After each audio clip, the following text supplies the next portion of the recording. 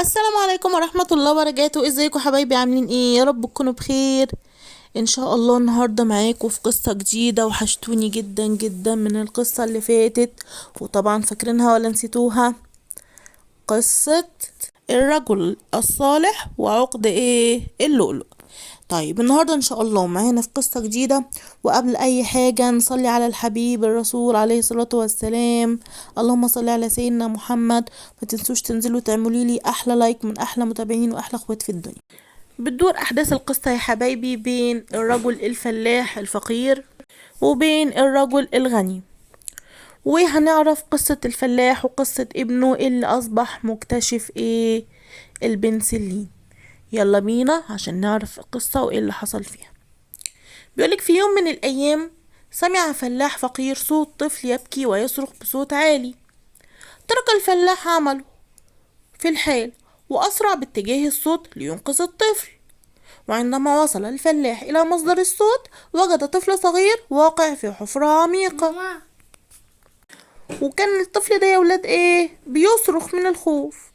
بذل الفلاح جهد كبير عشان يخرج الطفل من الحفرة.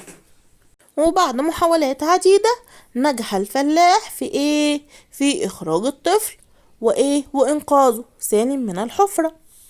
طيب ايه اللي حصل بعد كده يا صحابي؟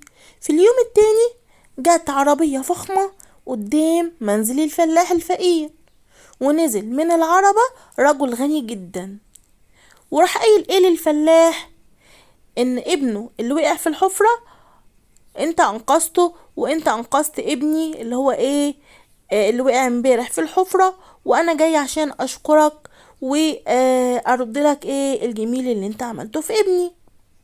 وراح مقدم له مبلغ كبير من المال، لكنه الفلاح رفض، مرضش ياخد الفلوس. حاول الرجل الغني كتير قوي قوي معاه عشان يديله الفلوس، لكن الفلاح يا اصحابي مرضش ياخد الفلوس. طيب ايه اللي حصل في اللحظة دي؟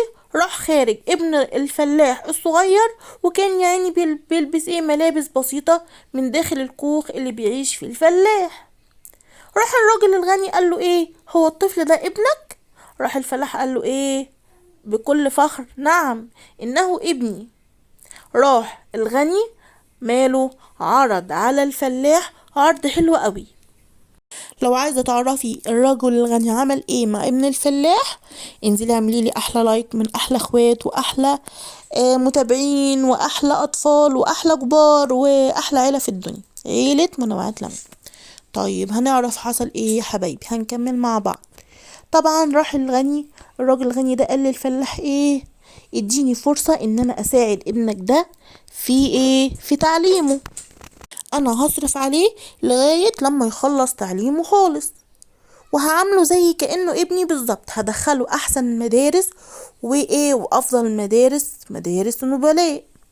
وبالفعل يا اصحابي ايه اللي حصل؟ راح الراجل الغني ده دخل وقدم للطفل الفقير ده في مدارس خاصة بالنبلاء لغاية لما اتخرج من كلية الطب. انت عارف هو مين ابن الفلاح الفقير ده؟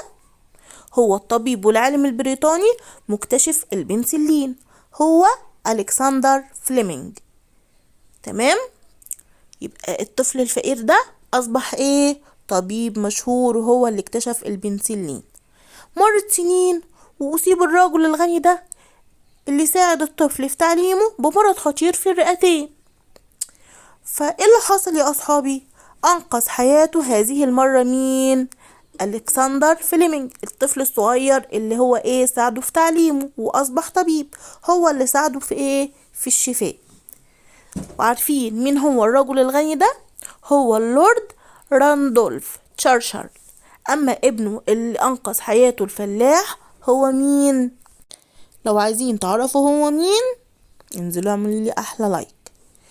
الولد اللي كان واقع في البير اللي انقذه الفلاح هو مين؟ السير وينستون تشرشل، رئيس وزراء المملكة المتحدة خلال الحرب العالمية التانية. شفتوا بقى إيه اللي حصل؟ شفتوا الطفل الفقير اصبح طبيب، والطفل اللي كان واقع يا عيني وكان ممكن يموت في اي لحظة اصبح رئيس وزراء. وشفتوا ان الخير اللي احنا ممكن نعمله حتى لو كان بسيط لكن النتيجة بتاعته عظيمة.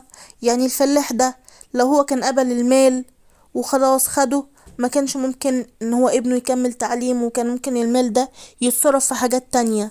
لكن هو طبعا يعني بدل ما ياخد الاجر ساب الاجر ياخده من ربنا. وبالتالي الرجل الغني ده هو عرض عليه ان هو يدخل ابنه مدارس النبلاء، واصبح طبيب مشهور، واخترع اصبح من مكتشفين البنسلين واصبح طبيب. وهو بنفسه الطفل ده اللي انقذ مين؟ الراجل الغني اللي هو صرف عليه طول فترة تعليمه. وكمان الطفل ابنه اللي هو كان واقع في الحفرة وكان ممكن يبقى يموت، لولا الفلاح ده ما كانش هيبقى في يوم من الأيام رئيس وزراء المملكة المتحدة في الحرب العالمية التانية. ايه رأيكم يا حبايبي في القصة دي؟ طبعا قصة جميلة حقيقية ومغزاها كبير. وطبعا بدعوكم كلكم يا أحبابي، يا كل من سمع القصة، نعمل الخير وما ننتظرش المقابل وما ننتظرش الجزاء إلا من الله سبحانه وتعالى. وأكيد ربنا هيعوضنا وهيدينا خير الجزاء على العمل اللي احنا عملناه. اتمنى من كل الامهات اللي بتسمع القصة تحكيها لاولادها وتشجعهم على انهم يبقوا حاجة حلوة وكبيرة في المستقبل. وشفت الانسان الفقير ده اصبح من اشهر الاطباء في العالم. اتمنى القصة تكون نالت اعجابكم ونالت رضاكم. واتمنى طبعا ان انتوا دايما تتابعوني، انزل لكم قصص كتير حلوة.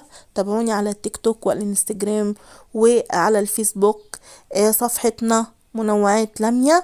وان شاء الله اشوفكم في قصة جديدة، واستودعكم الله. السلام عليكم ورحمة الله وبركاته.